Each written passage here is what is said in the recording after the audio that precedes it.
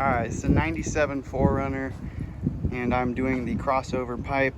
Notice I've got the hood closed. Now, I went ahead and pulled off the exhaust manifold on the passenger side.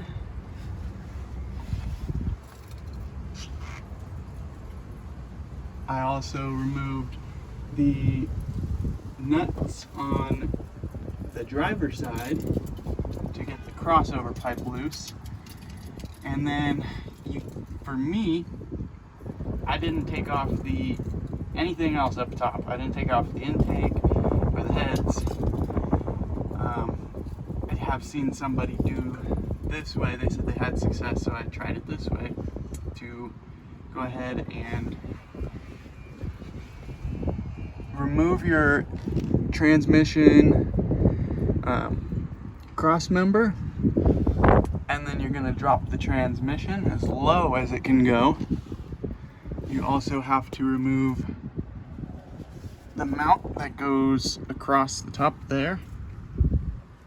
And in order to actually get that crossover pipe out, I had to wrestle it through the opening where the catalytic converter goes to.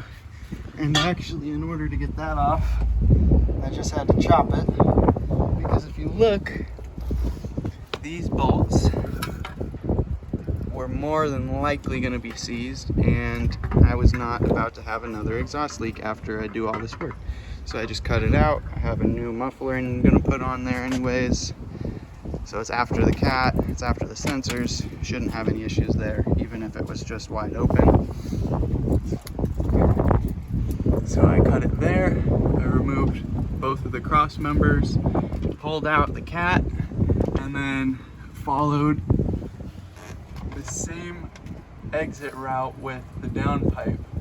And it did not just slide right out. It had to be wrestled out and kind of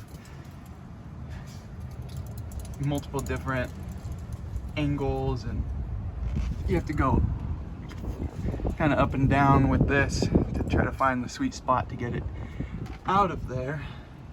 And then once you get it out, the broken studs, I'll show you those. Alright, and this here is the crossover pipe. This goes to your manifold, and this also goes to your manifold. They connect right here into the one tube that goes to your catalytic converter, which this actually had to come through where the catalytic converter was, which is why I had to cut the catalytic converter, or the exhaust pipe, right about there after the catalytic converter. That way I was able to slide it out, and then this was able to fit through.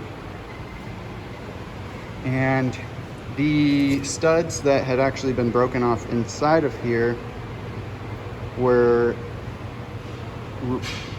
these come with red Loctite from the manufacturer.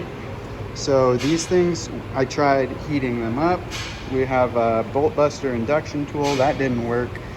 I tried with brute force trying to get them out. This just kept slipping. So I ended up having to cut this relief cut to actually allow this metal to expand a little bit and take some tension off of the studs.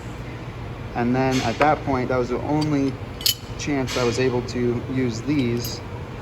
Not sure what these are, but one of our mechanics let me use them. They are Nippets, lifesavers. Swear to God, you need these. I was able to actually get on the stud and grab it and twist it back to get them out, because normal vice grips were not working. They just kept slipping, as you can see here.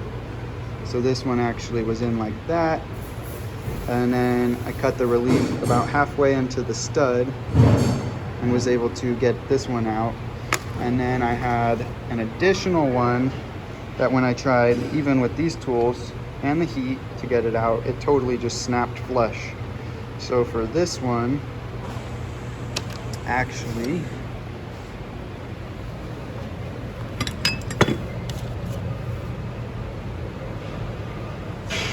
no, not that one. There was another one. There's three of these actually. Here's a piece of it. So for the one that snapped off totally flush, where I wasn't able to get access or hold on to the stud with those nippers anymore, I actually had to cut the relief cut. The same thing I did with this, but it's actually for this one here. So I had to cut a little bit deeper straight in. Let me show you. So this is the other relief cut that I had to make. And basically for this one, I got into it, and this stud was totally flush, right? It had snapped flush. And after that relief cut, I had to cut all the way down into the bolt, basically, like all the way through the bolt. And then used a punch to bring the bolt together with that relief cut made in the bolt. That way it wasn't even really touching the threads. And then continued with the angle grinder to cut all the way through the bolt, and then just punched it out of there. And now I'm following up with this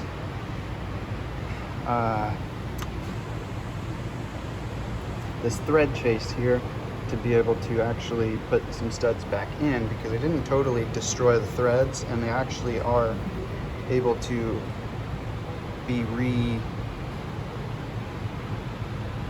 re-threaded and cleaned up so that a new stud should fit in there. And then as soon as they are chased, I should be able to put in my new studs and go try to assemble it. All right, we're back over here now. We've got the catalytic converter. These are your gaskets for the flanges as well. So you got two pipes, you need two gaskets for the flange.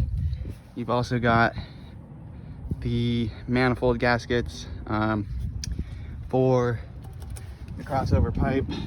So I had these two gaskets from the rebuild kit that I had extra after I'd done the rebuild, and I wasn't sure what they were for. They do fit, right? They do fit. However, these are more like what actually came off of the car. Identical, actually, what came off of these two pipes here, as well as the crossover to manifolds. They also use this gasket, and there's only three there. Yeah, so two for the flange, one for one of my manifolds, and then I'm gonna have to reuse one of the manifold gaskets that I had already replaced when I redid or rebuilt the engine. They really weren't very tight, so they should still be okay. I believe I have those. All right, so this is actually the one I had replaced when I did the engine rebuild, and it still fits in there. It does have slight damage. Let's see. Right there, there's just a slight little bit of damage. But if I put this in, you know, this location versus that location, this location is much easier to access and replace if I do end up having a leak, whereas those have been a pain in the ass. So I'm gonna reuse this one. I know that it is non-conventional. You know, you should realistically replace all of these, but I went to two local AutoZones. One store had one store had two, and I have a couple that aren't terrible.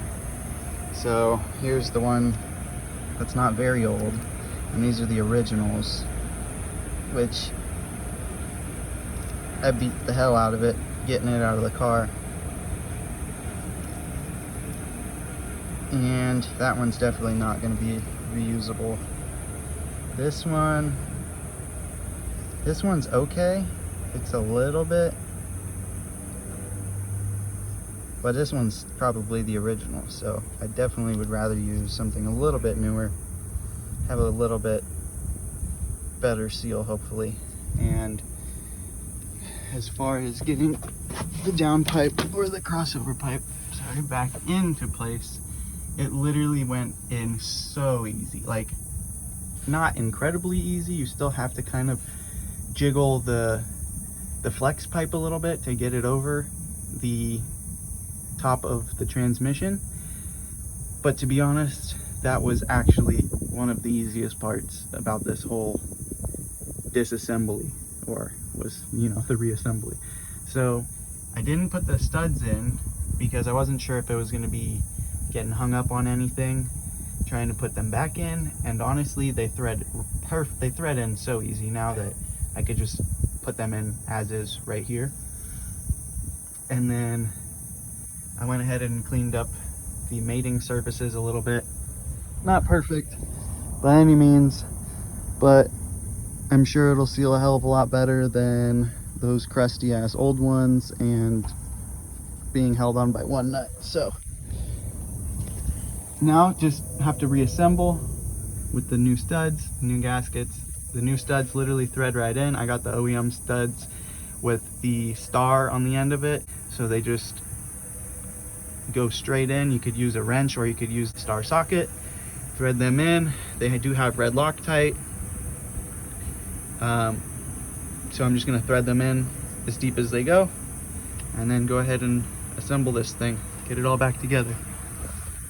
I hope that helps with getting this thing taken apart, and anybody who's having a hell of a time getting it that far, because it was not fun.